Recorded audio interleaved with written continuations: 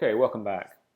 In this session of Sedona 101 by Aurora-AX, we're going to be completing the setup of Niagara-AX version 3.7. In the previous session, we successfully installed the Sedona Framework TXS bundle. So in this case, we want to go ahead and install the Sedona Framework and associated services. So first, we will connect to our demo JACE. So we'll open the station. And you'll see here this is a demo JACE, so there will be some associated files. But we have a Niagara and OBIX network installed. So first we'll open the palette and look for the In Sedona module, which is where we will install the SoxTunnel service. You can see the In Sedona module, SoxTunnel service. Simply drag it over the services folder.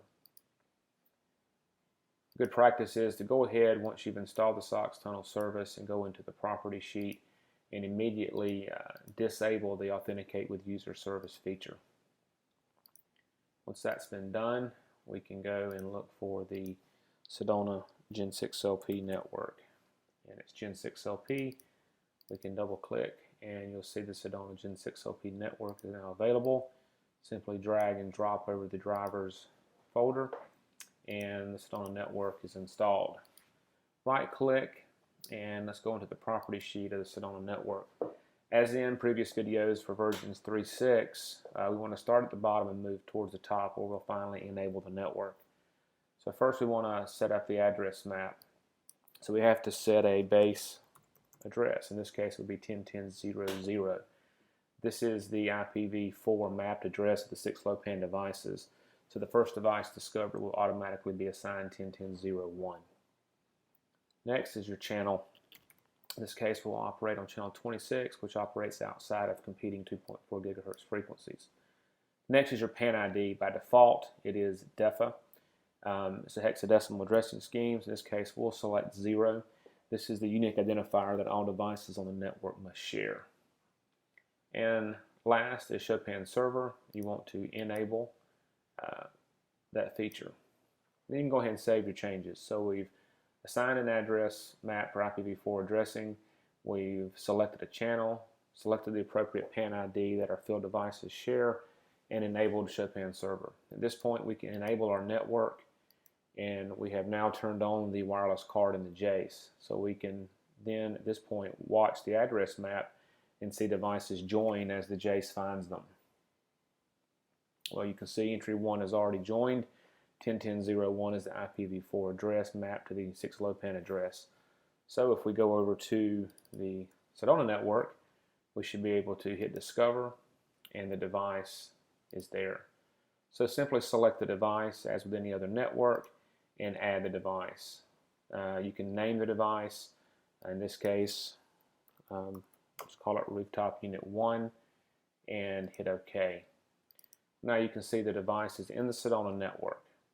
So once here and bouncing back, you can see the device is still healthy here. Now here's the difference. In Sedona network, this is where the devices have already been added. In your actual address map, this is showing you your wireless connectivity. Alright, so once you've added the device to the network, as with previous versions, and now that you've enabled your SoxTunnel service, you can right-click the device and open a SoxTunnel session. This gives you the ability to log into the controller to do any program features. In this case, you can see this is actually a bullet, one of our lighting control devices. By opening the functionality of the actual device itself, you can see you have an application folder and a Sedona Tools folder. The Sedona Tools folder, as with previous lessons, is where the Kit Manager and Application Manager can be found. Your program is where the actual logic running in the device is located, and then your service folder, which is where your platform and user admin folders are located. So by selecting the program, we're drilling into the device and looking at the application running in the controller. In this case, we have the bullet plugged into a circuit on a 120 volt power circuit. The Kit Manager is where you can manage kits, add kits from your database, which is on your machine. So the kits and manifests that we previously loaded are now available and can be added to these devices as needed.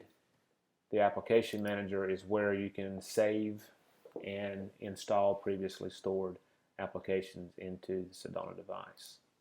So we'll go ahead and disconnect from the device and go back into the Sedona network. The key to functionality within version 3.7 is the changes in the addressing scheme.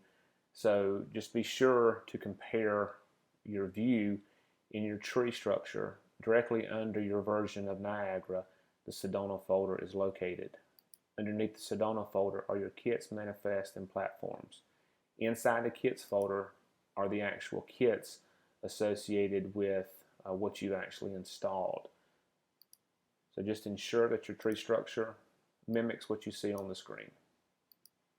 Any questions? Contact AIC Wireless at 229-776-2510. Email support@aic-wireless.com. Thank you.